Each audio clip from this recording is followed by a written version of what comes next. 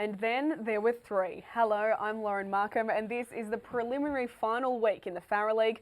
A little later, we'll hear from this year's clear medalist. But first, to help us take a look at who's still standing, Andrew Clarke from the Rock and Shane Buchanan from AFL Riverina have kindly dropped in. Guys, thanks for joining us. Thank you.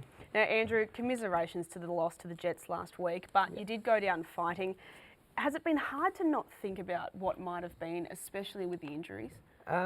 Absolutely. I guess in each year of footy you have your ups and your downs, and this year wasn't meant to be our year. There was a few crippling injuries to a few key players, but the guys we brought up from our reserves, we thought were going to fulfil their role, but I guess we got out-muscled versus Colliamble, true to their credit, and then we got outplayed by the Jets, so either way I think we're going to lose. Well, the Jets created a lot of momentum, especially early. Yeah. What did you think of their game? I liked it, to be honest. I guess they've definitely improved from the second round we played them in the home and away season. The way that each and every one of their players has bought into their structures and their game plan, it just shows that they're a force to be reckoned with in the final. So. And you've also seen Colliamble up close, twice in the last 3 weeks actually. Yeah. What are their strengths? I guess the wet, I don't really want to say it, but if it's a wet pitch, I'll back them every day of the week. But yeah, just definitely the wet pitch, and they're big-bodied, hard at it. So. And Shane, Collie went down by 50 points in the second semi-final. Do you think they'll come unstuck again at Robertson Oval against the Jets, or do they have the experience to win another final? Yeah, I don't think it's the venue. I think it's probably more the opposition who Collie are playing is the key piece here.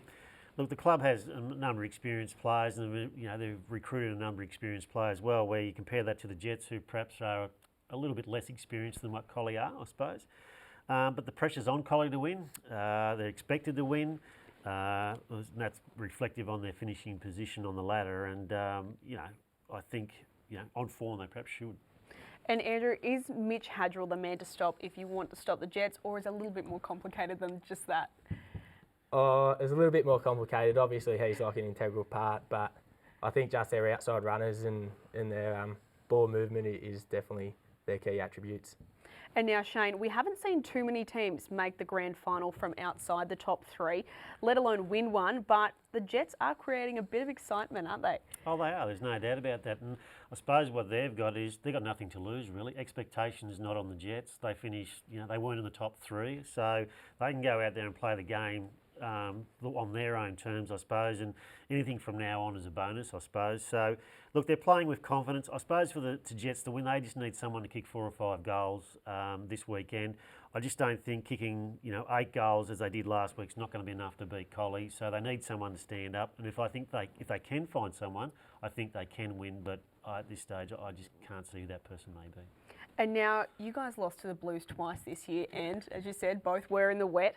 But when the game is that little bit slower, how do you stop the Blues from putting that much pressure on?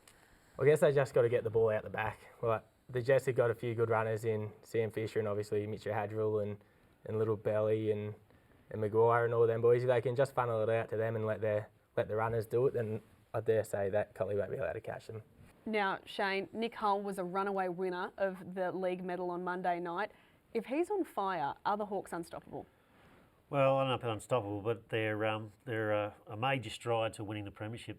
There's no doubt about that. I mean, when he's in the ruck, he's dominating and he gives the Hawks first use of the ball.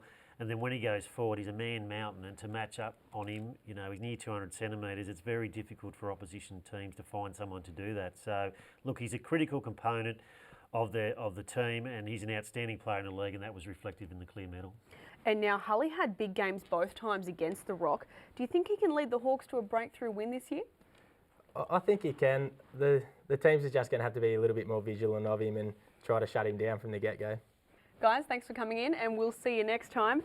And we'll leave it to Nick Hull to see out the show. Hully, congratulations on a league medal, mate. It's a great achievement. Have you thought about what it means? Yeah, thanks, Pete. I suppose it means a fair bit to me, having taken a bit of a different path to a lot of other footballers, coming up through the 17s and the Rezzies and being a bit of a bench player and just putting in a bit of hard work, and it's nice to be rewarded. And who are some of the people that you'd like to thank for playing a part in your season this year? Probably first and foremost is Mum. She's been there since the start with injuries and that sort of stuff. She's always keeping you up and about. Nan and Pa as well, they come to every home game. They're not afraid to give it to me if I've had a shocker, or they're pretty honest. And just all the volunteers at the club. Without them, the club doesn't run, so they're probably the main few. And probably the umpires as well. They've got the toughest job in footy, but they show up week in, week out. You haven't had too many shockers this year, so I hope your grandparents haven't been too hard on you. But no, if I play all right, they throw a bit of extra roast on Wednesday night's dinner. So, what has been the secret to you having such a good season, do you reckon? I think probably just staying in the game for all 4 quarters. Probably hitting the scoreboard a little bit as well, more than the last few years, which is something I try to focus on. Going straight over Mark Geppert's head a couple of times. If you get sick of him kicking goals. Yeah, well, if you sit one in the goal square, he'll just grab it. So you got to kick it a few metres over his head. Have you enjoyed the role, having an opportunity to go forward a fair bit this year? Yeah, it's been good. We've got heaps of blokes who can go through the ruck in Bill Mearns, Zachy Robinson, and they're going to win the ball 90% of it themselves. So to be able to go up forward and try and kick a few has been good. I know you said it's a League Medal Award is really an award for the whole team and the whole club, and I guess the big goal for the whole team and the whole club's the grand final. How do you think you're shaping up for 2 Saturdays' time? I think it's the best shape we've been in for a long time. It is the main goal, and hopefully we can get the job done. You're predicting Collie or the Jets, or do you think it'll be pretty tight? I think it'll be very tight. I went and watched Collie play the Rock, in the first final, and their pressure was really good that week. So I think if they can bring that again, they might just get up in a close one. What about in your side? Who are the blokes who you think have been really good for you this season and have even helped your form? I think Chris Gordon is a super player, and he gives plenty of directional talk.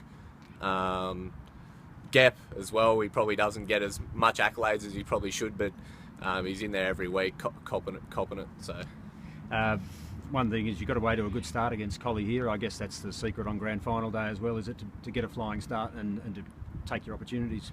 Yeah, I think it's just taking your opportunities. We got off to a good start last year. It didn't help us too much, but just not rely on anyone else. Just get out there and try and take the moment on yourself, really.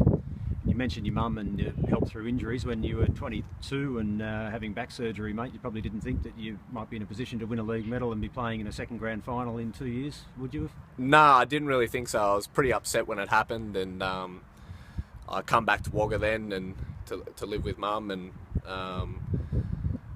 yeah, it's been a pretty uphill ride from there. Everything's gone right, so it's been good. All the best in the grand final, mate. Thank you very much.